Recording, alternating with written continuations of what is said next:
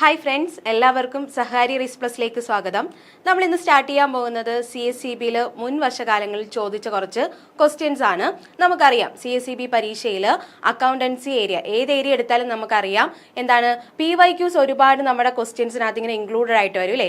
Repeat ആയിട്ട് ഒരുപാട് questions നമുക്ക് കിട്ടാറുണ്ട്. അതുപോലെ തന്നെ അതിന്റെ റിലേറ്റഡ് ഫാക്റ്റും ചിലപ്പം ഒരു തവണത്തെ ക്വസ്റ്റ്യന്റെ ഓപ്ഷനിൽ നിന്നായിരിക്കും അടുത്ത തവണത്തെ ക്വസ്റ്റ്യനിൽ നിന്ന് വരുന്നത് അല്ലേ. അപ്പൊ അതുപോലെ നമ്മൾ എന്ത് ചെയ്യാണ്, ഒരു സീരീസ് എടുക്കുകയാണ്. അതായത് റിലേറ്റഡ് ഫാക്റ്റും അതുപോലെ തന്നെ PYQവും ഇൻക്ലൂഡ് ചെയ്തുകൊണ്ട് ഞാൻ ഇന്ന് എടുക്കുന്നത് അക്കൗണ്ടൻസി റിലേറ്റഡ് PYQs ആണ്. അപ്പൊ നമുക്ക് 15/2025 ക്വസ്റ്റ്യൻസ് ആണ് ചെക്ക് ചെയ്യുന്നത്. അക്കൗണ്ടൻസി റിലേറ്റഡ് ക്വസ്റ്റ്യനിലേക്ക് പോകാം. ഫസ്റ്റ് ക്വസ്റ്റ്യൻ ഇതാണ്: a budget prepared by incorporating all functional budget in a capsule form is. എന്താ ഉദ്ദേശിക്കുന്നത്? ഏതോ ഒരു ബജറ്റിന്റെ കാര്യമാണ് പറയുന്നത് അല്ലേ. ഇവിടെ എന്ത് ഇൻകോപ്പറേറ്റ് ചെയ്യുന്നു എന്നാണ് പറഞ്ഞത്? ഓൾ ഫങ്ഷണൽ ബജറ്റ്, എല്ലാ ഫങ്ഷണൽ ബജറ്റിനെയും കൂടെ ചേർത്ത് ഒരു ക്യാപ്സ്യൂൾ ഫോമിൽ ഒറ്റൊരു ബജറ്റായിട്ട് പ്രിപ്പയർ ചെയ്യുന്നതിനെ എന്തെന്നാണ് പറയുന്നത്? ഓപ്ഷൻസ് ചെക്ക് ചെയ്യുകയാണെങ്കിൽ option A operating budget, option B flexible budget, option C fixed budget, option D master budget. അപ്പൊ എന്തായിരിക്കും? ഓൾ ഫങ്ഷണൽ ബജറ്റിനെ ഒറ്റ ക്യാപ്സ്യൂൾ ആക്കുകയാണെങ്കിൽ അതിനെ നമുക്ക് എന്തെന്ന് പറയാം?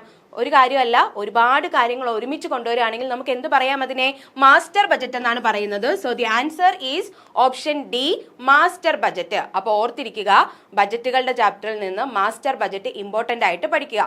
എല്ലാ ഫങ്ഷണൽ ബജറ്റുകളെയും ചേർത്തിട്ട് ഒറ്റൊരു ബജറ്റ് ആക്കുകയാണ്, അല്ലെങ്കിൽ ഒരു ക്യാപ്സ്യൂൾ ഫോമിൽ ആക്കുകയാണെങ്കിൽ അതിനെ നമുക്ക് എന്തെന്ന് പറയാം? മാസ്റ്റർ ബജറ്റ് എന്ന് പറയാം. ഇനി മാസ്റ്റർ ബജറ്റിനെ പറ്റിയിട്ട് കുറച്ച് കാര്യങ്ങൾ നമുക്ക് നോക്കാം. A master budget combines all individual or functional budget like sales, production and cash budget into one overall plan. എന്താ പറഞ്ഞത്?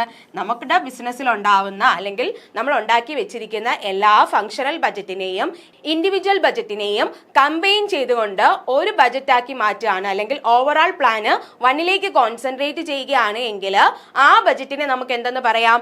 മാസ്റ്റർ ബജറ്റ് എന്ന് പറയാം. അപ്പൊ മാസ്റ്റർ ബജറ്റിനകത്ത് എന്തൊക്കെ കമ്പൈൻ ചെയ്യുന്നുണ്ട്? എല്ലാ ഇൻഡിവിജ്വൽ ബജറ്റും അതുപോലെ തന്നെ എല്ലാ ഫങ്ഷണൽ ബജറ്റും. ഒരു ഓർഗനൈസേഷനിലുള്ള ഇൻഡിവിജ്വൽ ബജറ്റുകളും ഫങ്ഷണൽ ബജറ്റുകളും കമ്പൈൻ ചെയ്ത് ഒറ്റ ബജറ്റ് ആക്കുന്നതാണ് ഏത് budget?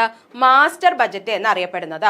It gives A complete financial picture. എന്താണ് ഇത്? നമുക്ക് നമ്മുടെ ബിസിനസിന്റെ ഒരു കംപ്ലീറ്റ് ഫിനാൻഷ്യൽ പിക്ചർ ആണ് എന്ത് നൽകുന്നത്? റിവീൽ ചെയ്യുന്നത്. അപ്പോ മാസ്റ്റർ ബജറ്റ് ഉണ്ട് എങ്കിൽ ആ ഒരു ഓർഗനൈസേഷന്റെ ഒരു സ്പെസിഫിക് പീരീഡിലെ കംപ്ലീറ്റ് ഫിനാൻഷ്യൽ പിക്ചർ നമുക്ക് ഇതിൽ നിന്ന് കിട്ടും? ഒരു മാസ്റ്റർ ബജറ്റിൽ നിന്ന് കിട്ടുന്നതാണ്.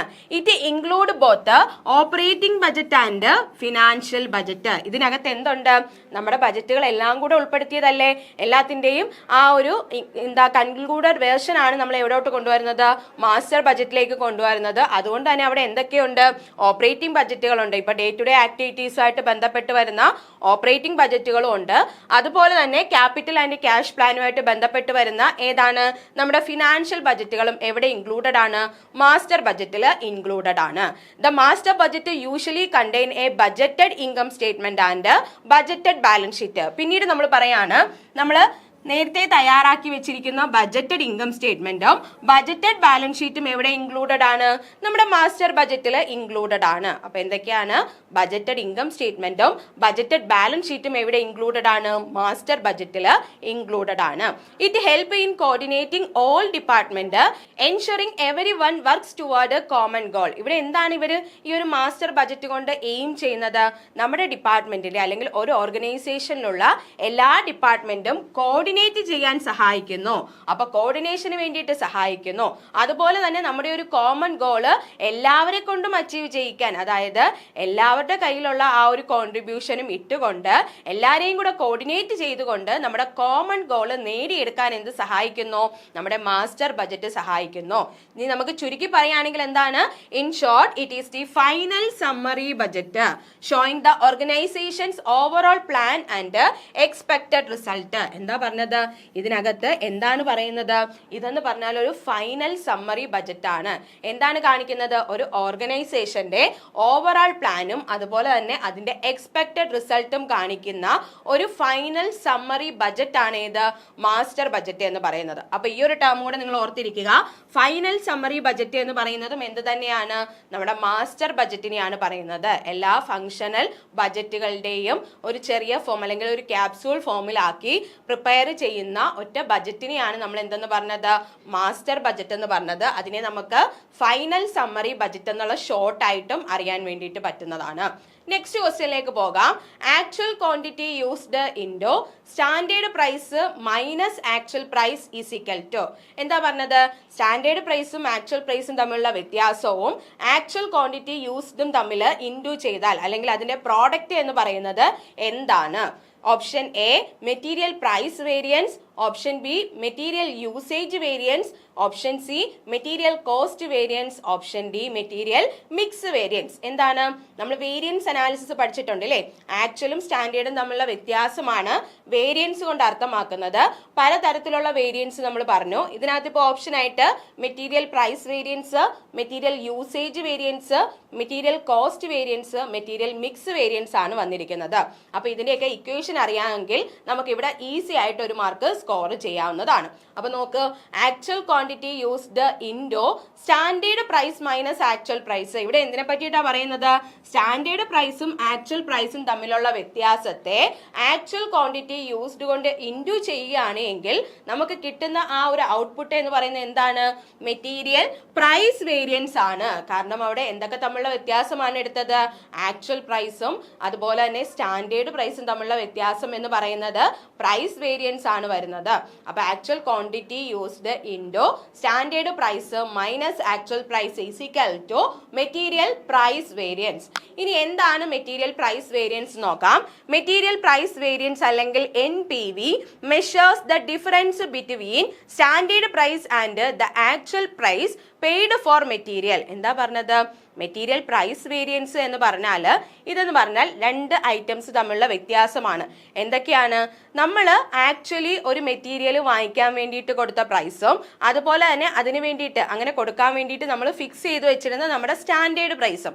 അപ്പൊ സ്റ്റാൻഡേർഡ് പ്രൈസും ആക്ച്വൽ പ്രൈസും തമ്മിലുള്ള വ്യത്യാസമാണ് ഏതെന്ന് പറയുന്നത്?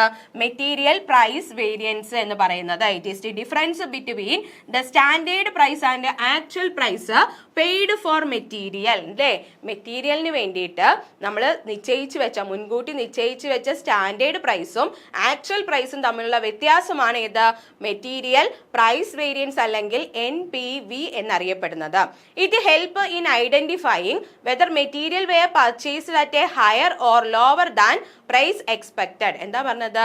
ഈ ഒരു മെറ്റീരിയൽ പ്രൈസ് വേരിയൻസ് എന്തിനു വേണ്ടിയിട്ടാണ് സഹായിക്കുന്നത്? നമുക്ക് മനസ്സിലാക്കാൻ വേണ്ടിയിട്ടാണ്. നമ്മൾ എക്സ്പെക്ട് ചെയ്യുന്ന പ്രൈസ് ആണോ അല്ലെങ്കിൽ അതിനേക്കാൾ കൂടിയ പ്രൈസിലാണോ കുറഞ്ഞ പ്രൈസിലാണോ നമ്മൾ ആക്ച്വലി മെറ്റീരിയൽ വാങ്ങുന്നത്, അത് ഐഡന്റിഫൈ ചെയ്യാൻ വേണ്ടിയിട്ടാണ് എന്ത് ഹെൽപ്പ് ചെയ്യുന്നത്? മെറ്റീരിയൽ പ്രൈസ് വേരിയൻസ് അല്ലെങ്കിൽ NPV നമുക്ക് സഹായിക്കുന്നത്. അപ്പൊ എന്തിനു വേണ്ടിയിട്ടാണ് സഹായിക്കുന്നത്? Material were purchased at a higher or lower price than expected. നമ്മൾ എക്സ്പെക്ട് ചെയ്തതിനേക്കാൾ കൂടിയ വിലക്കാണോ കുറഞ്ഞ വിലക്കാണോ നമ്മൾ ആ ഒരു മെറ്റീരിയൽ വാങ്ങിച്ചത് എന്നുള്ള കാര്യം മനസ്സിലാക്കാൻ വേണ്ടിയിട്ട് എന്ത് സഹായിക്കുന്നു? മെറ്റീരിയൽ പ്രൈസ് വേരിയൻസ് സഹായിക്കുന്നു. ഇനി ഇക്വേഷൻ ആണ് പറഞ്ഞത്. ഇവിടെ നിന്നാണ് നമ്മുടെ ക്വസ്റ്റ്യൻ വന്നത്. മെറ്റീരിയൽ പ്രൈസ് വേരിയൻസ് എന്ന് പറയുന്നത് എങ്ങനെ കണ്ടുപിടിക്കാം? Actual quantity used into standard price minus actual price ആണ് എന്ത്? മെറ്റീരിയൽ പ്രൈസ് വേരിയൻസ് കണ്ടുപിടിക്കാനുള്ള ഇക്വേഷൻ. എഴുതി വെച്ച് തന്നെ പഠിക്കുക. ദെൻ നോക്കാം. If the actual price is less than the standard price. എന്താ പറഞ്ഞത്? നമ്മൾ ഫിക്സ് ചെയ്ത സ്റ്റാൻഡേർഡിനേക്കാൾ കുറവാണ് ആക്ച്വൽ പ്രൈസ് നമ്മൾ കൊടുത്തത് എങ്കിൽ അതിനെ ഫേവറബിൾ വേരിയൻസ് എന്ന് പറയാം. ഇപ്പൊ എക്സാമ്പിൾ പറയാണ്, ഞാൻ മെറ്റീരിയൽ എയ്ക്ക് ഞാൻ ഫിക്സ് ചെയ്ത് വെച്ചിരുന്ന പ്രൈസ് വാങ്ങിക്കുമ്പോൾ എനിക്ക് കൊടുക്കേണ്ടി വരും എന്ന് വിചാരിച്ച് വെച്ചിരുന്ന പ്രൈസ് ഒരു യൂണിറ്റിന് 10 രൂപയാണെന്ന് വിചാരിക്കുക. പക്ഷെ ആക്ച്വലി മാർക്കറ്റിൽ പോയി ഞാനത് വാങ്ങിച്ച സമയത്ത് എനിക്കൊരു 8 രൂപയെ അതിന് വേണ്ടിയിട്ട് ചെലവായിട്ടുള്ളൂ എങ്കിൽ അവിടെ എന്തെന്ന് പറയാം? ആ ഒരു വേരിയൻസ് എന്ന് പറയുന്നത് ഫേവറബിൾ വേരിയൻസ് ആണ് അല്ലേ? കാരണം എന്താ? ഞാൻ പ്രതീക്ഷിച്ചേക്കാൾ കുറഞ്ഞ വിലയ്ക്ക് എനിക്ക് ആ സാധനം കിട്ടി. അങ്ങനെയാണെങ്കിൽ ആ വേരിയൻസിനെ നമുക്ക് എന്തെന്ന് പറയാം? ഫേവറബിൾ വേരിയൻസ് എന്ന് പറയാം. ഇനി നേരെ തിരിച്ചും വരാലോ. എന്താണ്? If the actual price is more than the standard price. ഞാൻ ഫിക്സ് ചെയ്ത് വെച്ചിരുന്ന എന്റെ സ്റ്റാൻഡേർഡ് പ്രൈസിനേക്കാൾ കൂടുതലാണ് 10 ഞാൻ ഫിക്സ് ചെയ്ത് വെച്ചപ്പോൾ ആക്ച്വലി അത് 15 ആയി കഴിഞ്ഞാൽ ആ ഒരു വേരിയൻസിനെ നമുക്ക് എന്തെന്ന് പറയാം? അൺഫേവറബിൾ വേരിയൻസ് എന്ന് പറയാം. ഓക്കെ അല്ലേ? അപ്പൊ എന്തൊക്കെയാണ് നമ്മൾ പറഞ്ഞത്? മെറ്റീരിയൽ പ്രൈസ് വേരിയൻസ് എന്താണെന്ന് പറഞ്ഞു, അതിന്റെ ഇക്വേഷൻ പഠിച്ചു, അതുപോലെ തന്നെ 2 കണ്ടീഷൻ പറഞ്ഞു. ഏതൊക്കെയാണ്? ഫേവറബിൾ വേരിയൻസും ഉണ്ട്, അൺഫേവറബിൾ വേരിയൻസും ഉണ്ട്. ക്ലിയർ ആയെന്ന് വിശ്വസിക്കുകയാണ്. നെക്സ്റ്റ് ക്വസ്റ്റ്യനിലേക്ക് പോകാം. EOQ സ്റ്റാൻഡ്സ് ഫോർ, എന്താണ് EOQന്റെ എക്സ്പാൻഷൻ ഫോം എന്നാണ് ചോദിച്ചത്. Option A elementary operating quality, option B emergency ordering quantity, option C economic ordering quantity, option D essential ordering quantity. എന്തായിരിക്കും? ഒരുപാട് തവണ റിപ്പീറ്റ് ആയിട്ട് ചോദിച്ചിട്ടുള്ളതാണ്. ഇവിടെ നമ്മൾ ഉറപ്പായിട്ട് നമ്മുടെ മാർക്ക് സ്കോർ ചെയ്യണം. എന്താണ്? EOQ stands for economic ordering quantity. Option C ആണ് കറക്റ്റ് ആയിട്ട് വരുന്നത്, ഇക്കണോമിക് ഓർഡറിംഗ് ക്വാണ്ടിറ്റി. എന്താണ് ഈ ഇക്കണോമിക് ഓർഡറിംഗ് ക്വാണ്ടിറ്റി എന്ന് നോക്കാം. EOQ or economic ordering quantity refers to the quantity of material that should be purchased at one time to minimize the total cost of inventory. എന്താ പറഞ്ഞത്? നമ്മൾ ഒരു inventory അല്ലെങ്കിൽ material വാങ്ങിക്കുന്ന സമയത്ത് total cost of inventory minimise ചെയ്യാൻ വേണ്ടിയിട്ട് എത്ര യൂണിറ്റ് ആണ് പർച്ചേസ് ചെയ്യേണ്ടത്, ആ യൂണിറ്റിനെയാണ് ഇക്കണോമിക് ഓർഡറിംഗ് ക്വാണ്ടിറ്റി എന്ന് പറഞ്ഞത്. അതായത് ഇപ്പോൾ ഒരു പ്രോഡക്റ്റ് അല്ലെങ്കിൽ ഒരു മെറ്റീരിയൽ നമുക്ക് പർച്ചേസ് ചെയ്യുമ്പോൾ ഒരുപാട് വാങ്ങിച്ചു കൂട്ടേണ്ട ആവശ്യമുണ്ടോ? ഒരുപാട് വാങ്ങിച്ചു കൂട്ടുകയാണെങ്കിൽ അതിന്റെ ക്യാരിയിങ് കോസ്റ്റ് കൂടുതലായിരിക്കും.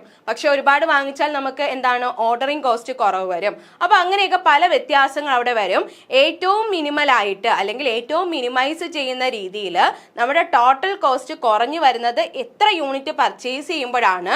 ആ യൂണിറ്റിനെയാണ് നമ്മൾ എന്തെന്ന് പറഞ്ഞത്? ഇക്കണോമിക് ഓർഡറിംഗ് ക്വാണ്ടിറ്റി അല്ലെങ്കിൽ EOQ കൊണ്ട് അർത്ഥമാക്കുന്നത്. The main objective of EOQ is to optimise the total cost related to ordering and carrying inventory. എന്താ പറഞ്ഞത്? നമ്മുടെ ഒബ്ജക്റ്റീവ്, EOQന്റെ മെയിൻ ഒബ്ജക്റ്റീവ് എന്താണെന്ന് ചോദിച്ചാൽ ഒപ്റ്റിമൈസ് ദ ടോട്ടൽ കോസ്റ്റ് ആണ്. എങ്ങനെയാണ്? ഓർഡറിംഗ് ക്വാണ്ടിറ്റി അല്ലെങ്കിൽ ഓർഡറിംഗ് കോസ്റ്റും ക്യാരിയിങ് കോസ്റ്റും എന്താക്കിക്കൊണ്ട് ബാലൻസ് ചെയ്തുകൊണ്ട് ടോട്ടൽ കോസ്റ്റ് ഏറ്റവും റെഡ്യൂസ് ചെയ്യുന്ന അല്ലെങ്കിൽ മിനിമൈസ് ചെയ്യുന്ന ആ ഒരു യൂണിറ്റ്, എത്ര യൂണിറ്റ് ആണോ ആ യൂണിറ്റിനെയാണ് നമ്മൾ എന്തെന്ന് പറഞ്ഞത്? ഇക്കണോമിക് ഓർഡറിംഗ് ക്വാണ്ടിറ്റി എന്നും, അതുപോലെ തന്നെ അത് കുറവ് വരുന്ന യൂണിറ്റ് കണ്ടുപിടിക്കുക എന്നുള്ളതാണ് നമ്മുടെ EOQന്റെ ഒബ്ജക്റ്റീവ് എന്ന് പറയുന്നത്. At EOQ level the total ordering cost and carrying cost is it in the lowest point. ശരിയല്ലേ? എന്താണ്? ടോട്ടൽ കോസ്റ്റ് കുറയണമെങ്കിൽ ഉറപ്പായിട്ടും അവിടെ എന്താണ്? ഓർഡറിംഗ് കോസ്റ്റും അതുപോലെ തന്നെ ക്യാരിയിങ് കോസ്റ്റും ഏറ്റവും കുറവായിരിക്കണം. ആ പോയിന്റിലാണ് എന്ത് വരുന്നത്? ടോട്ടൽ കോസ്റ്റ് മിനിമൈസ് ആകുന്നത്. അപ്പൊ എത്ര യൂണിറ്റ് നമ്മൾ പർച്ചേസ് ചെയ്താലാണ് ഓർഡറിംഗ് കോസ്റ്റും അതുപോലെ തന്നെ ക്യാരിയിങ് കോസ്റ്റും കുറവാകുന്നത്. ഈ ഓർഡറിംഗ് കോസ്റ്റും ക്യാരിയിങ് കോസ്റ്റും എന്ന് പറഞ്ഞാൽ രണ്ടും ഡിഫറെന്റ് രീതിയിൽ പോകുന്ന കോസ്റ്റുകളാണ്. അതായത് ഒരുപാട് ഐറ്റം ഓർഡർ ചെയ്യുകയാണെങ്കിൽ നമ്മുടെ ഓർഡറിംഗ് കോസ്റ്റ് കുറയും. പക്ഷെ അന്നേരം എന്ത് ചെയ്യും? ക്യാരിയിങ് കോസ്റ്റ് കൂടും. കാരണം ഇത്രയും സാധനങ്ങൾ നമുക്ക് എന്ത് ചെയ്യണം? ക്യാരി ചെയ്ത് സ്റ്റോർ ചെയ്ത് വെക്കണം. അതിന് വേണ്ടിയിട്ട് നമ്മുടെ ക്യാരിയിങ് കോസ്റ്റ് കൂടും. അപ്പൊ നമ്മൾ ഓർഡറിംഗ് കോസ്റ്റ് കുറയ്ക്കാൻ വേണ്ടിയിട്ട് ഒരുപാട് ഐറ്റം വാങ്ങിച്ചു കൂട്ടുകയാണെങ്കിൽ ക്യാരിയിങ് കോസ്റ്റ് അവിടെ കൂടുകയാണ് ചെയ്യുന്നത്. ഇനി നേരെ തിരിച്ച് ക്യാരിയിങ് കോസ്റ്റ് കുറയട്ടെ എന്ന് വെച്ചിട്ട് നമ്മൾ കുറച്ച് മാത്രമാണ് ഓർഡർ ചെയ്യുന്നതെങ്കിൽ പെർ ഓർഡർ എന്താണ്? കൂടുതലായിരിക്കും. പെർ ഓർഡർ കോസ്റ്റ് എന്ന് പറയുന്നത് കൂടുതലായിരിക്കും. അപ്പൊ ഇതിനെ രണ്ടിനെയും കൂടെ ബാലൻസ് ചെയ്ത് കൊണ്ടുപോകണം. അതിന് വേണ്ടിയിട്ട് എത്ര യൂണിറ്റ് ആണ് നമ്മൾ പർച്ചേസ് ചെയ്യേണ്ടത്, ആ യൂണിറ്റിനെയാണ് നമ്മൾ ഇക്കണോമിക് ഓർഡറിംഗ് ക്വാണ്ടിറ്റി കൊണ്ട് അർത്ഥമാക്കുന്നത്. EOQ is also known as by other names such as optimum quantity, economic lot quantity, ideal quantity or ordering quantity.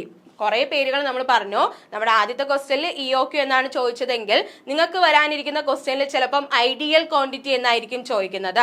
അപ്പൊ അതുകൊണ്ട് തന്നെ നിങ്ങൾ അറിഞ്ഞിരിക്കുക EOQന്റെ മറ്റു പേരുകളാണ് ഒപ്റ്റിമൽ ക്വാണ്ടിറ്റി, അതുപോലെ തന്നെ economic lot quantity, ideal quantity അല്ലെങ്കിൽ ഓർഡറിംഗ് ക്വാണ്ടിറ്റി എന്നൊക്കെ പറയുന്നത് എന്ത് തന്നെയാണ്? ഇക്കണോമിക് ഓർഡറിംഗ് ക്വാണ്ടിറ്റി ആണ്. പിന്നീട് നമ്മൾ പറയുന്നു ordering cost refers to the cost incurred each time and order is placed for purchasing material. നമ്മൾ ഓർഡറിംഗ് കോസ്റ്റിനെ പറ്റിയിട്ടും ക്യാരിയിങ് കോസ്റ്റിനെ പറ്റിയിട്ടുമാണ് ഡിസ്കസ് ചെയ്തത് അല്ലേ? അപ്പൊ എന്താണ് ഈ ഓർഡറിംഗ് കോസ്റ്റ് എന്ന് പറയുന്നത്? ഓർഡറിംഗ് കോസ്റ്റ് എന്ന് പറഞ്ഞാൽ ഓരോ തവണയും നമ്മൾ മെറ്റീരിയൽ ഓർഡർ ചെയ്യാൻ വേണ്ടിയിട്ട് അല്ലെങ്കിൽ ഓർഡർ പ്ലേസ് ചെയ്യാൻ വേണ്ടിയിട്ട് നമുക്കുണ്ടാവുന്ന കോസ്റ്റിനെയാണ് എന്തെന്ന് പറഞ്ഞത്? ഓർഡറിംഗ് കോസ്റ്റ് എന്ന് പറഞ്ഞത്. അപ്പൊ നമുക്ക് മെറ്റീരിയൽ പർച്ചേസ് ചെയ്യണമെങ്കിൽ നമ്മൾ അത് ഓർഡർ ചെയ്യണം. ഓരോ ഓർഡറിന്മേലും നമുക്കുണ്ടാവുന്ന ആ ഒരു കോസ്റ്റിനെയാണ് നമ്മൾ എന്തെന്ന് പറഞ്ഞത്? ഓർഡറിംഗ് കോസ്റ്റ് എന്ന് പറഞ്ഞത്. Ordering cost are expressed as cost per order and include all expenses involved in bringing material into the firm's inventory. എന്താ പറഞ്ഞത്? ഓർഡറിംഗ് കോസ്റ്റ് എന്ന് പറഞ്ഞാൽ ഇതെന്താണ്? ഓർഡർ ചെയ്യുന്നതുമായിട്ട് ബന്ധപ്പെട്ട് വരുന്ന എല്ലാ കോസ്റ്റുകളുമുണ്ട്. അതായത് നമ്മൾ മെറ്റീരിയൽ ഓർഡർ ചെയ്ത് അത് നമ്മുടെ ബിസിനസിന്റെ ഇൻവെന്ററിയിലേക്ക് വരുന്നത് വരെ അതിന് എന്തൊക്കെ കോസ്റ്റുകളാണോ ഉണ്ടായത് ഇതെല്ലാം കൂടെ ചേരുന്നതാണ് ഏത് ഓർഡറിംഗ് കോസ്റ്റ് എന്ന് പറഞ്ഞത്. അപ്പൊ ക്യാരിയിങ് കോസ്റ്റ് എന്തായിരിക്കും? Carrying cost is also known as holding cost. അതും കൂടെ അറിഞ്ഞിരിക്കുക. ക്യാരിയിങ് കോസ്റ്റിന്റെ മറ്റൊരു പേരാണ് ഇത് ഹോൾഡിംഗ് കോസ്റ്റ് എന്നറിയപ്പെടുന്നത്. It refers to the cost incurred for storing or maintaining inventory. Carrying cost അല്ലെങ്കിൽ ഹോൾഡിംഗ് കോസ്റ്റ് എന്ന് പറഞ്ഞാൽ നമ്മുടെ ബിസിനസ്സിലേക്ക് ഇൻവെന്ററി വരുന്നത് വരെയുള്ള എക്സ്പെൻസ് നമ്മൾ ഓർഡറിംഗ് കോസ്റ്റിൽ എടുത്തു. ഈ വന്ന മെറ്റീരിയലിനെ നമ്മൾ എന്ത് ചെയ്യണം? സ്റ്റോർ ചെയ്യണം ഇല്ലേ? അല്ലെങ്കിൽ അത് ഇൻവെന്ററി ആയിട്ട് സൂക്ഷിച്ചു വെക്കണം. ആ സൂക്ഷിക്കാൻ വേണ്ടിയിട്ട് നമുക്കുണ്ടാവുന്ന എല്ലാ ചെലവുകളെയും നമുക്ക് എന്തെന്ന് പറയാം? ക്യാരിയിങ് കോസ്റ്റ് എന്ന് പറയാവുന്നതാണ്.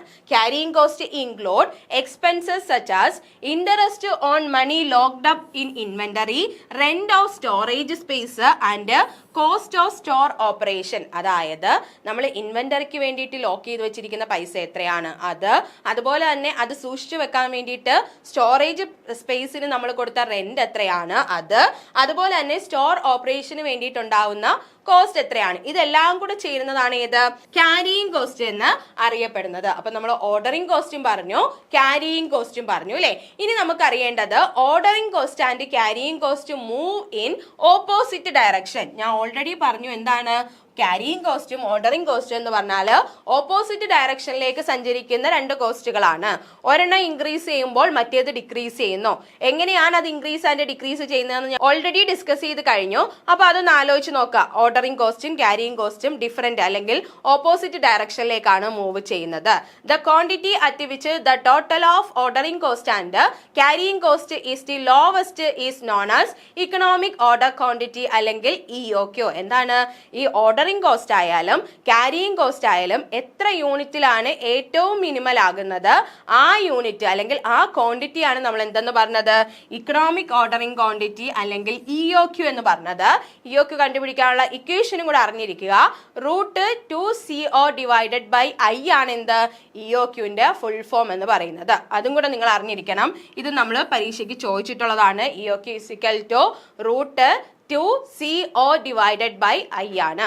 നെക്സ്റ്റ് ക്വസ്റ്റ്യനിലേക്ക് പോകാം. Dividend paid to shareholders are. എന്താണ് ഷെയർ ഹോൾഡേഴ്സിന് നമ്മൾ കൊടുക്കുന്ന ഡിവിഡൻഡ് എന്ന് പറയുന്നത് എന്താണ്? Option A charge against profit, option B an appropriation of profit, option C a liability, option D an asset. എന്തായിരിക്കും? ഷെയർ ഹോൾഡേഴ്സിന് ഡിവിഡൻഡ് കൊടുക്കുക എന്ന് പറഞ്ഞാൽ ഷെയർ ഹോൾഡർ ആരാണ്? നമ്മുടെ ബിസിനസിന്റെ ഓണേഴ്സ് ആണ് അല്ലെ. റിയൽ ഓണേഴ്സ് ആണ് ആരെന്ന് പറയുന്നത്? ഷെയർ ഹോൾഡേഴ്സ് എന്ന് പറയുന്നത്. അപ്പൊ നമ്മുടെ എന്താണ് പ്രോഫിറ്റ് ആൻഡ് ലോസ് അക്കൗണ്ട് ഒക്കെ പ്രകാരം നമ്മൾ എന്ത് കണ്ടുപിടിക്കുന്നു? നെറ്റ് പ്രോഫിറ്റ് കണ്ടുപിടിക്കുന്നു. അതിനുശേഷം നമ്മൾ എന്ത് ചെയ്യാണ്?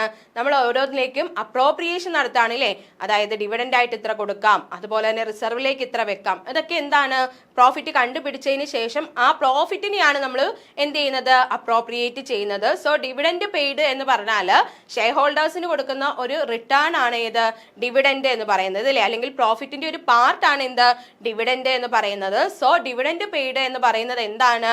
ആൻ അപ്രോപ്രിയേഷൻ ഓഫ് പ്രോഫിറ്റ് ആണ്. So the answer is option B, appropriation of profit. ഇനി നമുക്ക് അതിനെ പറ്റിയിട്ട് ഡീറ്റെയിൽഡ് ആയിട്ട് നോക്കാം.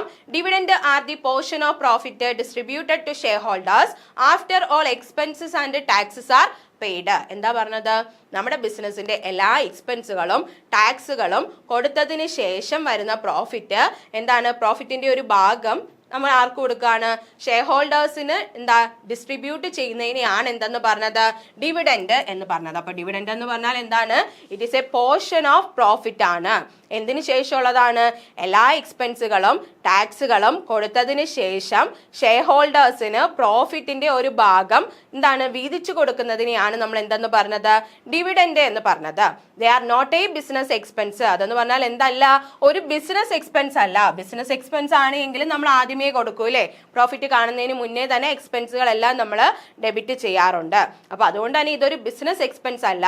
So they are not deducted to calculate profit. എന്താണ്? എന്താണ്, അതുകൊണ്ട് തന്നെ നമുക്ക് എന്താണ് പ്രോഫിറ്റ് കണ്ടുപിടിക്കാൻ വേണ്ടിയിട്ട് അത് ഡിഡക്ട് ചെയ്യുന്നില്ല. പ്രോഫിറ്റ് കണ്ടുപിടിച്ചതിന് ശേഷമാണ് നമ്മൾ എന്ത് ചെയ്യുന്നത്, അതിന്റെ ഇത്ര പെർസെൻറ്റേജ് അല്ലെങ്കിൽ ഇത്ര പോർഷൻ ആർക്ക്, ഷെയർ ഹോൾഡേഴ്സിന് വീതിച്ചു കൊടുക്കുന്നത്. Instead dividend are appropriation of profit. അതുകൊണ്ടാണ് നമുക്ക് എന്ത് പറയാം, പ്രോഫിറ്റിന്റെ ഇത്ര ശതമാനം അല്ലെങ്കിൽ ഇത്ര പോർഷൻ ആണ് നമ്മൾ വീതിച്ചു കൊടുക്കുന്നത്. അതുകൊണ്ട് നമുക്ക് പറയാം ഡിവിഡൻഡ് എന്ന് പറയുന്നത് പ്രോഫിറ്റിന്റെ അപ്രോപ്രിയേഷൻ ആണ് എന്ന്. Meaning they are distributed after the profit has been determined. എന്താ നമ്മൾ അതുകൊണ്ട് മീൻ ചെയ്യുന്നത്, അപ്രോപ്രിയേഷൻ ഓഫ് പ്രോഫിറ്റ് ആണെന്ന് കൊണ്ട് മീൻ ചെയ്യുന്നത് എന്താണ്, എപ്പോഴാണോ നമ്മൾ പ്രോഫിറ്റ് കണ്ടുപിടിച്ചതിന് ശേഷമാണ് നമ്മൾ എന്ത് ചെയ്യുന്നത്, അത് ഡിഡക്ട് ചെയ്യുന്നത്. പ്രോഫിറ്റിൽ നിന്ന് ഇത്ര പെർസെൻറ്റേജ് നമ്മൾ എന്താ ഡിവിഡൻഡ് ആയിട്ട് മാറ്റുകയാണ് ചെയ്യുന്നത്. അതുകൊണ്ടാണ് നമ്മൾ അത് എന്താണെന്ന് പറഞ്ഞത്, അപ്രോപ്രിയേഷൻ ഓഫ് പ്രോഫിറ്റ് ആണ് എന്ന് പറഞ്ഞത്. Until they are paid, dividend appears as a liability in the balance sheet. അപ്പോൾ ഇതും കൂടെ മനസ്സിലാക്കി വെക്കുക. നമ്മൾ ആ ഡിവിഡൻഡ് പേ ചെയ്യുന്നത് വരെ അതെന്താണ്, നമ്മുടെ ബാലൻസ് ഷീറ്റിനകത്തെ ഒരു ലൈബിലിറ്റി ആണ്. കാരണം നമ്മുടെ ഷെയർ ഹോൾഡേഴ്സിന് കൊടുക്കാനുള്ള എമൗണ്ട് ആണ്. അതായത് പ്രോഫിറ്റിന്റെ ഒരു പോർഷൻ ഡിവിഡൻഡ് ആയിട്ട് കൊടുക്കണം എന്ന് പറയുകയാണെങ്കിൽ അത് കൊടുത്തില്ല എങ്കിൽ കൊടുക്കാനുള്ള ഒരു ലൈബിലിറ്റി ആണ് അതിലെ ഷെയർ ഹോൾഡേഴ്സിന് നമ്മൾ അത് കൊടുക്കേണ്ടതായിട്ടുണ്ട്. അതുകൊണ്ട് തന്നെ അതെന്താണ്, ബാലൻസ് ഷീറ്റിലെ ഒരു ലൈബിലിറ്റി സൈഡിൽ വരുന്ന ഐറ്റം ആണ് ഏത്, ഡിവിഡൻഡ് എന്ന് പറയുന്നത്. നെക്സ്റ്റ് ക്വസ്റ്റ്യനിലേക്ക് പോകാം. Expenses incurred for sale of A firm is. എന്താണ്, നമുക്ക് നമ്മുടെ ബിസിനസ്സിന് സെയിലുമായിട്ട് ബന്ധപ്പെട്ട് വരുന്ന എക്സ്പെൻസുകൾ എന്ന് പറയുന്നത് എന്താണ്.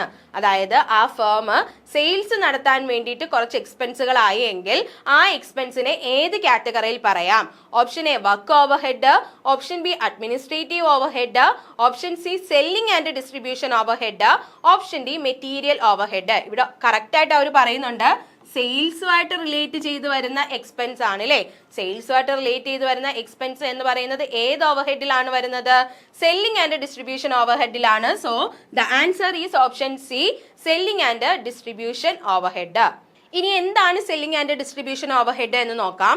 Expenses incurred for selling products or distributing them to customers are called selling and distribution overhead. വളരെ സിമ്പിൾ ആണ്, പേരിൽ തന്നെയുണ്ട് അല്ലേ. ഒരു പ്രോഡക്റ്റ് സെയിൽ ചെയ്യുന്നതുമായിട്ട് ബന്ധപ്പെട്ടോ അല്ലെങ്കിൽ അത് കസ്റ്റമേഴ്സിന് ഡിസ്ട്രിബ്യൂട്ട് ചെയ്യുന്നതുമായിട്ട് ബന്ധപ്പെട്ടോ നമുക്കുണ്ടാവുന്ന എല്ലാ എക്സ്പെൻസുകളെയും എന്തെന്ന് പറയാം, selling and distribution overhead എന്ന് പറയാം. പേരിൽ തന്നെ ഉണ്ട് അല്ലേ. സെയിൽ ചെയ്യാൻ വേണ്ടിയിട്ടും ഡിസ്ട്രിബ്യൂട്ട് ചെയ്യാൻ വേണ്ടിയിട്ടും നമുക്കുണ്ടാവുന്ന എല്ലാ എക്സ്പെൻസുകളും എന്താണ്, selling and distribution overhead ആണ്. These include cost like advertising, sales commission, packaging, delivery charges and showroom expenses. എന്താണ്, ഈ സെല്ലിംഗ് ആൻഡ് ഡിസ്ട്രിബ്യൂഷൻ എക്സ്പെൻസിന്റെ അല്ലെങ്കിൽ ഓവർ ഹെഡിന്റെ അണ്ടറിൽ വരുന്ന കുറച്ച് എക്സ്പെൻസുകളാണ് പറഞ്ഞത്. അഡ്വർടൈസിംഗ് എന്തിനു വേണ്ടിയിട്ടാണ്, സെയിൽസിനെ പ്രൊമോട്ട് ചെയ്യാനാണ് അല്ലേ. അപ്പൊ അവിടെയും സെയിൽസുമായിട്ട് റിലേറ്റ് ചെയ്താണ് എന്ത് വന്നത്, ആ ഒരു എക്സ്പെൻസ് വന്നത്. അതുപോലെ തന്നെ സെയിൽസ് കമ്മീഷൻ, നമ്മൾ കമ്മീഷൻ കൊടുക്കുകയാണ് സെയിൽ ഇൻക്രീസ് ചെയ്യാൻ വേണ്ടിയിട്ടാണ്. സോ അവിടെയും എന്താണ്, സെല്ലിംഗ് ആയിട്ടാണ് വന്നത്. പാക്കേജിങ് എന്തിനു വേണ്ടിയിട്ടാണ്, നമുക്ക് കൺവീനിയന്റ് ആയിട്ട് ഗുഡ്സ് ഡിസ്ട്രിബ്യൂട്ട് ചെയ്യാൻ വേണ്ടിയിട്ടാണ് പാക്കേജ് നടത്തുന്നത്. അതുപോലെ തന്നെ ഡെലിവറി ചാർജസ്, ഷോറൂം എക്സ്പെൻസ്, ഇതൊക്കെ എന്തിനു വേണ്ടിയിട്ടാണ്, സെയിൽസിനും അതുപോലെ തന്നെ ഡിസ്ട്രിബ്യൂഷനും വേണ്ടിയിട്ട് വരുന്ന എക്സ്പെൻസുകളാണ്. സോ ഇതൊക്കെ ഏത് കാറ്റഗറിയാണ്, സെല്ലിംഗ് ആൻഡ് ഡിസ്ട്രിബ്യൂഷൻ ഓവർ ഹെഡിൽ വരുന്നതാണ്. They are indirect expenses related to sales activities, not to production or administration. വളരെ ഇമ്പോർട്ടന്റ് ആണ്. ഇതെന്താണ്, ഇൻഡയറക്റ്റ് എക്സ്പെൻസുകളാണ്. അതുകൊണ്ടാണ് നമ്മൾ ഓവർ ഹെഡ് എന്ന് പറഞ്ഞത്. എന്തുമായിട്ട് റിലേറ്റ് ചെയ്തതാണ്, സെയിൽസ് ആക്ടിവിറ്റീസുമായിട്ട് ബന്ധപ്പെട്ട് നിൽക്കുന്ന ഇൻഡയറക്റ്റ് എക്സ്പെൻസുകളാണ് ഏത്, selling and distribution overhead എന്ന് പറഞ്ഞത്. അല്ലാണ്ട് ഏതുമായിട്ടല്ല ബന്ധം, പ്രൊഡക്ഷനോ അഡ്മിനിസ്ട്രേഷനോ ആയിട്ടല്ല. പ്രൊഡക്ഷൻ ആണെങ്കിലും അഡ്മിനിസ്ട്രേഷൻ ആണെങ്കിലും അത് വേറെ ഓവർ ഹെഡ് ആണ്. സെയിൽസ് ആക്ടിവിറ്റി ആയിട്ട് ബന്ധപ്പെട്ട് നിൽക്കുന്ന ഇൻഡയറക്റ്റ് എക്സ്പെൻസുകളാണ് ഇവിടെ വരുന്നത്, സെല്ലിംഗ് ആൻഡ് ഡിസ്ട്രിബ്യൂഷൻ ഓവർ ഹെഡിൽ വരുന്നത്. Works overhead related to factory operation and administration overhead related to office management. എന്താണ് വർക്ക് ഓവർ ഹെഡ്, നമ്മുടെ ഒരു ഓപ്ഷൻ ആയിരുന്നു വർക്ക് ഓവർ ഹെഡ് അല്ലെ. വർക്ക് ഓവർ ഹെഡ് എന്ന് പറയുന്നത് ഏതുമായിട്ട് റിലേറ്റ് ചെയ്തിരിക്കുന്നു, ഫാക്ടറി ഓപ്പറേഷനുമായിട്ട് ബന്ധപ്പെട്ട് വരുന്ന എക്സ്പെൻസുകളാണ് വരുന്നത്. അതുപോലെ തന്നെ അഡ്മിനിസ്ട്രേറ്റീവ് ഓവർ ഹെഡ് എന്ന് പറയുന്നത് ഓഫീസ് മാനേജ്മെന്റുമായിട്ട് ബന്ധപ്പെട്ട് വരുന്ന എക്സ്പെൻസുകളാണ് ഇവിടെ വരുന്നത്, അഡ്മിനിസ്ട്രേറ്റീവ് ഓവർ ഹെഡിൽ വരുന്നത്. Hence sales related expenses fall under selling and distribution over head. അതുകൊണ്ട് തന്നെ സെയിൽസുമായിട്ട് റിലേറ്റ് ചെയ്ത് നിൽക്കുന്ന എല്ലാ ഇൻഡയറക്റ്റ് എക്സ്പെൻസുകളും എവിടെയാണ് വരുന്നത്, സെല്ലിംഗ് ആൻഡ് ഡിസ്ട്രിബ്യൂഷൻ ഓവർ ഹെഡിലാണ് വരുന്നത്. അടുത്ത ക്വസ്റ്റ്യൻ നോക്കാം. The amount of contribution in break-even sales equal to dash. എന്താണ് break-even salesനെ പറ്റിയിട്ട് ആലോചിക്കുക. അവിടെ contribution is equal to എന്താണ്, എന്തിന് ഈക്വൽ ആയിരിക്കും കോൺട്രിബ്യൂഷൻ. അപ്പൊ നമ്മൾ എന്തറിഞ്ഞിരിക്കണം, break-even sales എന്ന് പറഞ്ഞാൽ എന്താണെന്ന് അറിയണം, അവിടുത്തെ കോൺട്രിബ്യൂഷൻ ഈക്വൽ ആയിട്ടുള്ള എമൗണ്ട് ഏതാണെന്ന് അറിയണം അല്ലേ. ഓപ്ഷൻസ് നോക്കുകയാണെങ്കിൽ total cost, fixed cost and profit, fixed cost, profit, ഇത്രയാണ് ഓപ്ഷൻ തന്നിരിക്കുന്നത്. അപ്പൊ break-even sales എന്ന് പറഞ്ഞാൽ എന്താണ്, പ്രോഫിറ്റോ ലോസോ ഇല്ലാത്ത ഏരിയ, എവിടെയാണോ ടോട്ടൽ കോസ്റ്റും ടോട്ടൽ റവന്യൂയും ഈക്വൽ ആകുന്നത് അതിനെയാണ് നമ്മൾ എന്തെന്ന് പറഞ്ഞത്, ബ്രേക്ക് ഈവൻ സെയിൽസ് എന്ന് പറഞ്ഞത്. ഈ ബ്രേക്ക് ഈവൻ സെയിൽസിൽ നമ്മുടെ കോൺട്രിബ്യൂഷൻ എമൗണ്ട് എന്ന് പറയുന്നത് എന്തിനാണ് ഈക്വൽ ആകുന്നത്, ഫിക്സഡ് കോസ്റ്റിനാണ്. So the answer is option C. അപ്പൊ നിങ്ങൾ അറിഞ്ഞിരിക്കുക ആ ഒരു സ്റ്റേറ്റ്മെന്റ് എങ്ങനെയാണ്, സെയിൽസിൽ നിന്ന് എന്ത് മൈനസ് ചെയ്യുക, വേരിയബിൾ കോസ്റ്റ് മൈനസ് ചെയ്യുമ്പോൾ നമുക്ക് കോൺട്രിബ്യൂഷൻ കിട്ടുന്നു, കോൺട്രിബ്യൂഷനിൽ നിന്ന് ഫിക്സഡ് കോസ്റ്റ് മൈനസ് ചെയ്യുമ്പോൾ നമുക്ക് പ്രോഫിറ്റ് അല്ലെങ്കിൽ ലോസ് കിട്ടുന്നു. ബ്രേക്ക് ഈവൻ സെയിൽസിന്റെ പ്രത്യേകത എന്താണ്, നമ്മുടെ എന്താണ് ടോട്ടൽ കോസ്റ്റ് എന്ന് പറയുന്നത് ടോട്ടൽ റവന്യൂവിന് ഈക്വൽ ആയിരിക്കും. അതായത് സെയിൽസിന് ഈക്വൽ ആണ് ടോട്ടൽ കോസ്റ്റ്. അപ്പൊ നമ്മുടെ ടോട്ടൽ കോസ്റ്റ് എന്ന് പറയുന്നത് സെയിൽസിന് ഈക്വൽ ആകണമെങ്കിൽ ഈ സെയിൽസും വേരിയബിൾ കോസ്റ്റും കൂടെ മൈനസ് ചെയ്യുന്ന കോൺട്രിബ്യൂഷൻ എന്ന് പറയുന്നത് ഫിക്സഡ് കോസ്റ്റിന് ഈക്വൽ ആയിരിക്കണം. എങ്കിൽ മാത്രമല്ലേ അവിടെ പ്രോഫിറ്റോ ലോസോ ഇല്ലാത്ത അവസ്ഥ വരൂ. ഇത് തമ്മിൽ എന്തെങ്കിലും വ്യത്യാസമുണ്ടെങ്കിൽ അവിടെ എന്തുണ്ടാകും, പ്രോഫിറ്റ് അല്ലെങ്കിൽ ലോസ് ഉണ്ടാകും. അതുകൊണ്ട് തന്നെ എന്താണ് നമ്മുടെ ബ്രേക്ക് ഈവൻ സെയിൽസിൽ കോൺട്രിബ്യൂഷൻ എന്ന് പറയുന്നത് ഫിക്സഡ് കോസ്റ്റിന് ഈക്വൽ ആയിരിക്കണം. എങ്കിലാണ് അവിടെ പ്രോഫിറ്റ് ഓർ ലോസ് ഇല്ലാത്ത അവസ്ഥ അല്ലെങ്കിൽ ബ്രേക്ക് ഈവൻ സെയിൽസ് എന്ന് പറയാൻ പറ്റുന്നത്. അപ്പൊ ഇവിടുത്തെ ആൻസർ ഏതാണ് വരുന്നത്, ഓപ്ഷൻ സി ആണ്, ഫിക്സഡ് കോസ്റ്റ് ആണ്. ഇനി നമുക്ക് ബ്രേക്ക് ഈവൻ സെയിൽസിനെ പറ്റിയിട്ടും ബ്രേക്ക് ഈവൻ പോയിന്റിനെ പറ്റിയിട്ടും ഒന്ന് അറിഞ്ഞിരിക്കണം. At the break even point a business earn no profit or no loss. നമ്മൾ പറഞ്ഞതാണ് അല്ലേ, പ്രോഫിറ്റോ ലോസോ ഇല്ലാത്ത ആ ഒരു ഏരിയ ആണ് ബ്രേക്ക് ഈവൻ പോയിന്റ് എന്നറിയപ്പെടുന്നത്. ദ കോൺട്രിബ്യൂഷൻ എങ്ങനെ കണ്ടുപിടിക്കാം, നമ്മളിപ്പോ സ്റ്റേറ്റ്മെന്റിൽ പറഞ്ഞതാണ്, സെയിൽസിൽ നിന്ന് വേരിയബിൾ കോസ്റ്റ് കുറച്ചാൽ നമുക്ക് എന്ത് കിട്ടും, കോൺട്രിബ്യൂഷൻ കിട്ടും. ആ കോൺട്രിബ്യൂഷൻ എന്ന് പറയുന്നത് എന്ത് കവർ ആവാനാണ്, ഫിക്സഡ് കോസ്റ്റ് കവർ ആകാനാണ്. കാരണം ഫിക്സഡ് കോസ്റ്റ് കവർ ആയാൽ മതി, ബാക്കി പ്രോഫിറ്റോ ലോസോ അവിടെ വരേണ്ട ആവശ്യമുണ്ടോ, വരണ്ട. പ്രോഫിറ്റോ ലോസോ ഇല്ലാത്ത അവസ്ഥയാണ് അല്ലെങ്കിൽ ഇല്ലാത്ത സ്റ്റേജ് ആണ് ബ്രേക്ക് ഇവൻ പോയിന്റ് എന്ന് പറഞ്ഞത്.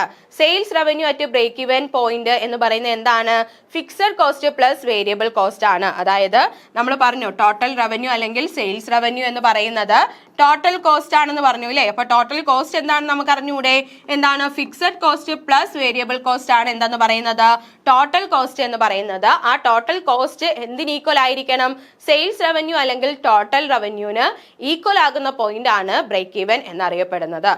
This means that break-even sales contribution is equal to fixed cost. ഇതാണ് നമ്മുടെ ക്വസ്റ്റ്യന്റെ ആൻസർ എന്ന് പറയുന്നത്. അതുകൊണ്ട് തന്നെ നമുക്ക് എന്ത് പറയാം, കോൺട്രിബ്യൂഷൻ എന്തിന് ഈക്വൽ ആയിരിക്കും, ഫിക്സഡ് കോസ്റ്റിന് ഈക്വൽ ആയിരിക്കും.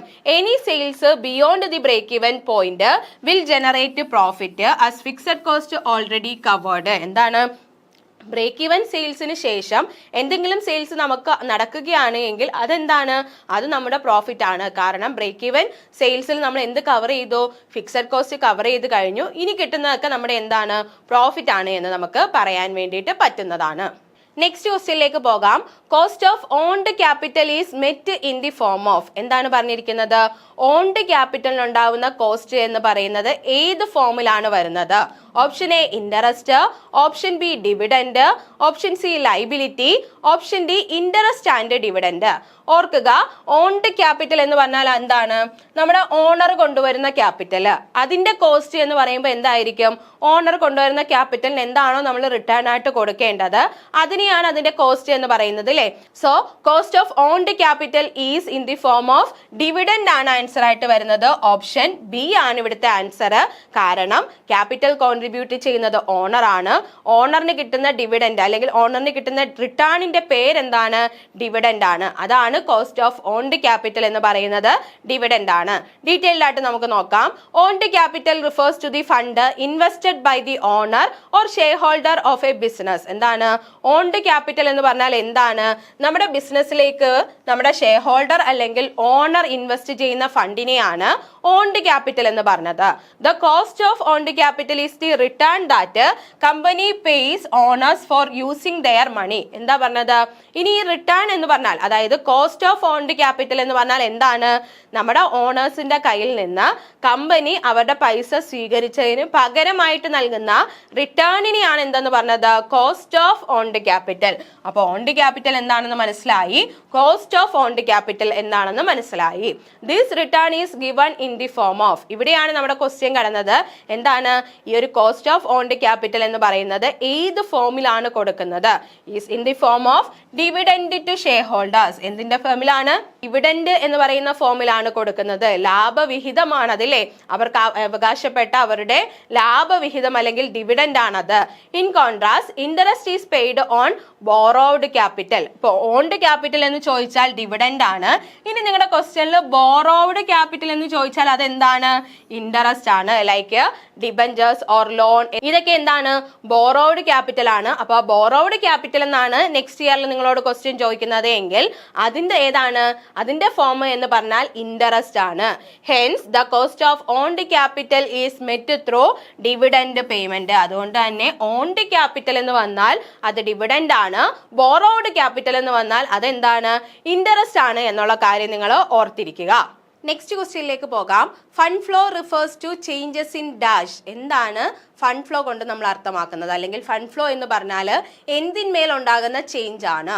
Option A working capital, option B authorised capital, option C reserve capital, option D block capital. എന്താണ് ഫണ്ട് എന്ന് പറഞ്ഞാൽ? നമുക്കറിയാം എന്താണ് വർക്കിംഗ് ക്യാപിറ്റലിനെയാണ് ബ്രോഡർ സെൻസിൽ നമ്മൾ എന്തെന്ന് പറഞ്ഞത്? ഫണ്ട് എന്ന് പറഞ്ഞത് അല്ലേ. അപ്പൊ ഫണ്ടിന്റെ ഫ്ലോ എന്ന് പറഞ്ഞാൽ എന്തിന്റെ ചേഞ്ച് ആയിരിക്കും?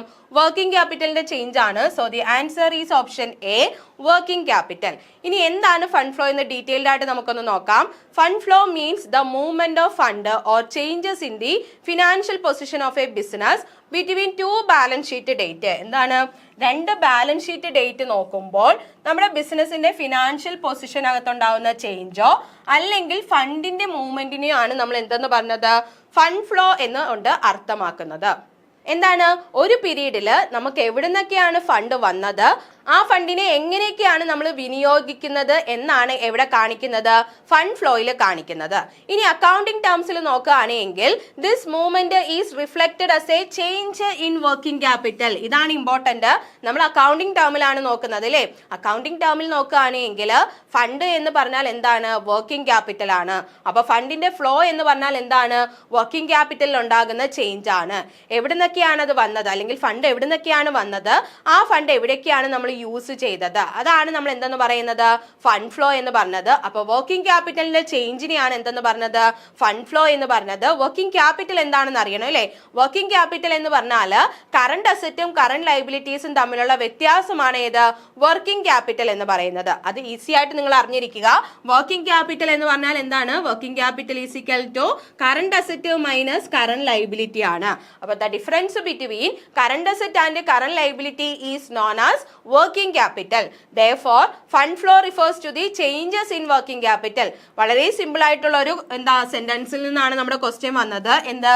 ഫണ്ട് ഫ്ലോ എന്ന് പറഞ്ഞാൽ ചേഞ്ചസ് ഇൻ വർക്കിംഗ് ക്യാപിറ്റൽ ആണ്. അപ്പൊ ചേഞ്ചസ് ഇൻ ഡാഷ് എന്നാണ് നമ്മുടെ ക്വസ്റ്റ്യൻ ചോദിച്ചത്. വർക്കിംഗ് ക്യാപിറ്റലിനകത്തുണ്ടാകുന്ന ചേഞ്ചസ് ആണ് എന്തെന്ന് പറയുന്നത്? ഫണ്ട് ഫ്ലോ എന്ന് പറയുന്നത്.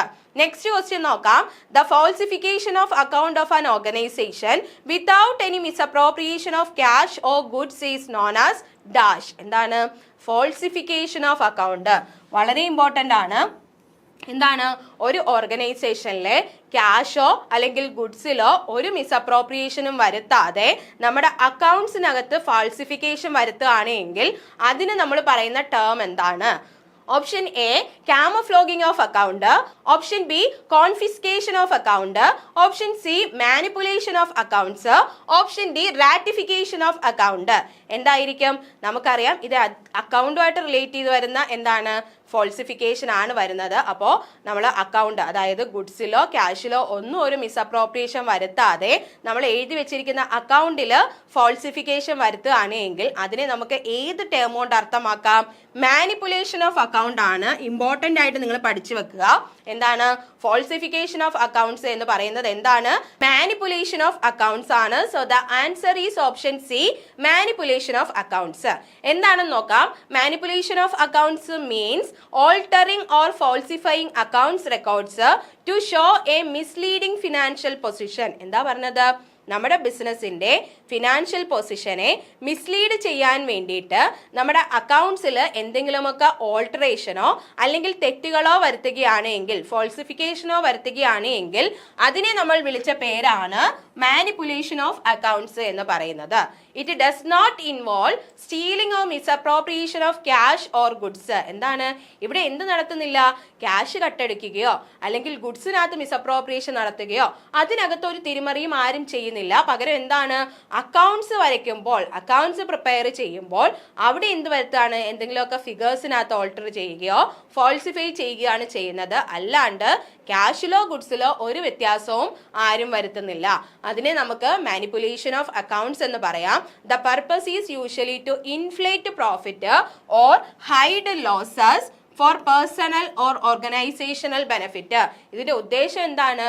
ഒന്നുകിൽ പ്രോഫിറ്റിനെ കൂട്ടിക്കാണിക്കുക അല്ലെങ്കിൽ ലോസിനെ ഹൈഡ് ചെയ്യുക.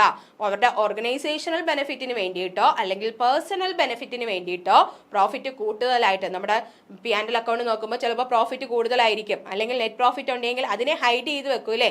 ഇങ്ങനെയൊക്കെ നടത്തുന്നതിനെ നമുക്ക് എന്തെന്ന് പറയാം? മാനിപ്പുലേഷൻ ഓഫ് അക്കൗണ്ട്സ് എന്ന് പറയാം. ദിസ് പ്രാക്ടീസ് ഈസ് എന്താണ്? അൺഎത്തിക്കൽ. ഇതെന്താണ്?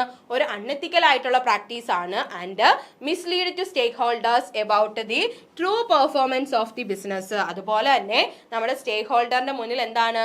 നമ്മുടെ ബിസിനസിന്റെ ശരിയായിട്ടുള്ള പെർഫോമൻസ് ആയിരിക്കില്ല കാണിക്കുന്നത്, അത് മിസ്ലീഡ് ചെയ്തായിരിക്കും അവർക്ക് മനസ്സിലാക്കി കൊടുക്കുന്നത്. Hence falsification of accounts without actual misappropriation is called manipulation of accounts. ഇതായിരുന്നു നമ്മുടെ ക്വസ്റ്റ്യൻ. എന്താണ്? അക്കൗണ്ടിനകത്ത് വരുന്ന ഫോൾസിഫിക്കേഷൻ എന്തൊഴികെ misappropriation of cash or goods അല്ലാണ്ട് അക്കൗണ്ട്സിനകത്ത് ഫോൾസിഫിക്കേഷൻ വരുത്തുകയാണ് എങ്കിൽ അതിനെ നമുക്ക് എന്തെന്ന് പറയാം? മാനിപ്പുലേഷൻ ഓഫ് അക്കൗണ്ട്സ് എന്ന് പറയാവുന്നതാണ്. നെക്സ്റ്റ് ക്വസ്റ്റ്യനിലേക്ക് പോകാം. Which concept deal with the fact that A rupee received today has a higher value than a rupee received later. എന്താണ്? ഒരു കോട്ടാണ് പറഞ്ഞത്. അത് ഏത് കൺസെപ്റ്റായിട്ട് ബന്ധപ്പെട്ടാണ് ഇരിക്കുന്നത് എന്നാണ് ചോദിച്ചത്. കോട്ട് ഇങ്ങനെയാണ്: നമുക്ക് ഇന്നൊരു രൂപ കിട്ടുന്നതിന്റെ മൂല്യമായിരിക്കില്ല നാളെ കിട്ടുന്നത്. ഇന്ന് കിട്ടുന്നതിന്റെ മൂല്യമാണ് കൂടുതൽ, നാളത്തത് കുറവാണ് എന്നാണ് പറയുന്നത്. അപ്പൊ എന്താണ്? നമ്മുടെ വാല്യൂ, രൂപയുടെ മൂല്യത്തിനെ പറ്റിയിട്ടാണ് പറഞ്ഞത്. ഇത് ഏത് കോൺസെപ്റ്റുമായിട്ടാണ് ഡീല് ചെയ്യുന്നത്? Time value of money, real value of money, present value of money, future value of money. ഏതായിരിക്കും answer? Time value of money ആണ്. ഈ കോട്ട് നിങ്ങൾ ഓർത്തിരിക്കുക. A rupee received today has a higher value than a rupee received later. അല്ലെങ്കിൽ നാളെ കിട്ടുന്ന ഒരു രൂപയേക്കാൾ മൂല്യമാണ് ഇന്ന് ആ ഒരു രൂപ കിട്ടിയാൽ. കാരണം എന്താണ്? ടൈം വാല്യൂ ഓഫ് മണി ഇങ്ങനെ ചേഞ്ച് ആയിക്കൊണ്ടിരിക്കുകയാണ്. സമയം പോകും തോറും ടൈം വാല്യൂ എന്താണ്? കുറഞ്ഞുകൊണ്ടിരിക്കുകയാണ്. അപ്പൊ ഇവിടുത്തെ ആൻസർ ഏതാണ് വരുന്നത്? ഓപ്ഷൻ എ ആണ്, time value of money. Detailed ആയിട്ട് നോക്കാം. The time value of money means that money available today is worth more than the same amount in future. എന്താ പറഞ്ഞത്? ടൈം വാല്യൂ ഓഫ് മണി എന്ന് പറഞ്ഞാൽ നമുക്ക് ഇന്ന് ഒരു രൂപ അല്ലെങ്കിൽ ഇന്ന് കിട്ടുന്ന മണിയുടെ വർത്ത് എന്ന് പറയുന്നത് ഫ്യൂച്ചറിൽ കിട്ടുന്ന മണിയുടെ വർത്തിനേക്കാൾ കൂടുതലായിരിക്കും. അപ്പൊ ഇന്ന് ഒരു രൂപ നമ്മൾ നേടുകയാണെങ്കിൽ നാളെ ഒന്ന് നേടുന്നതിനേക്കാൾ എന്തായിരിക്കും? വാല്യൂ കൂടുതലായിരിക്കും അല്ലെങ്കിൽ വർത്ത് കൂടുതലായിരിക്കും. This is because money received today can invested to earn interest or profit over time. ഇത് എന്തുകൊണ്ടാണ്? ഇന്ന് ഒരു രൂപ കിട്ടിയാൽ അത് നമ്മൾ ഇന്ന് ഇൻവെസ്റ്റ് ചെയ്താൽ ഇന്ന് മുതൽ നമുക്ക് എന്ത് കിട്ടും? അതിൽ നിന്ന് നമുക്കൊരു റിട്ടേൺ കിട്ടും, അല്ലെങ്കിൽ അതിൽ നിന്ന് നമുക്കൊരു പ്രോഫിറ്റ് കിട്ടും. Factors like inflation and opportunity cost also reduce the future value of money. എന്താണ്? ഇൻഫ്ലേഷനും അതുപോലെ തന്നെ ഓപ്പർച്യൂണിറ്റി കോസ്റ്റും ഒക്കെ മണി വാല്യൂ റെഡ്യൂസ് ചെയ്യാൻ കാരണമാകുന്ന ഫാക്ടേഴ്സ് ആണ്. അതുപോലെ തന്നെ the concept help the investment decision capital budgeting and financial planning. നമ്മുടെ ഈ ടൈം വാല്യൂ ഓഫ് മണി എന്ന് പറയുന്ന കോൺസെപ്റ്റ് ഇൻവെസ്റ്റ്മെന്റ് ഡിസിഷനെയും അതുപോലെ തന്നെ ക്യാപിറ്റൽ ബജറ്റിനെയും ഫിനാൻഷ്യൽ പ്ലാനിങ്ങിനെയൊക്കെ ഹെൽപ്പ് ചെയ്യുന്ന കാര്യങ്ങളാണ്. അല്ലെങ്കിൽ ആ കോൺസെപ്റ്റ് ഇവിടെയൊക്കെയാണ് നമ്മൾ യൂസ് ചെയ്യുന്നത്. എവിടെയൊക്കെയാണ്? Investment decision, capital budgeting, financial planning. Hence, the statement a rupee received today has a higher value than a rupee received later related to time value of money. അതുകൊണ്ട് തന്നെ എന്താണ് നമ്മൾ ഈ പറഞ്ഞ statement A rupee received today, ഇന്ന് കിട്ടുന്ന ഒരു രൂപ എന്ന് പറയുന്നത് അതിന്റെ വാല്യൂ എന്ന് പറയുന്നത് ലേറ്ററിൽ കിട്ടുന്നതിനേക്കാൾ കൂടുതലായിരിക്കും. ഇത് ഏത് കോൺസെപ്റ്റ് ആണ്? ടൈം വാല്യൂ ഓഫ് മണി ആണ്. അപ്പൊ ഇതാണ് നമ്മുടെ ആൻസർ എന്ന് പറയുന്നത്, ടൈം വാല്യൂ ഓഫ് മണി. അപ്പോൾ ഇത്രയാണ് നമുക്ക് ഈ ഒരു സെക്ഷനിലൂടെ ഡിസ്കസ് ചെയ്യാനുള്ളത്. നമ്മളൊരു 10 ക്വസ്റ്റ്യൻസ് ആണ് PYQ എടുത്ത് ഡിസ്കസ് ചെയ്തത്. ഇതുപോലെ നമ്മൾ സീരീസ് നടത്തുകയാണ്. ഇതുപോലെ നമുക്ക് ആവർത്തിച്ച് നമ്മുടെ CSEB ചോദിച്ചിട്ടുള്ള ക്വസ്റ്റ്യൻസുമായിട്ട് ഇനിയും കാണാം. എല്ലാവർക്കും നല്ലൊരു ദിവസം ആശംസിക്കുന്നു. Thank you all.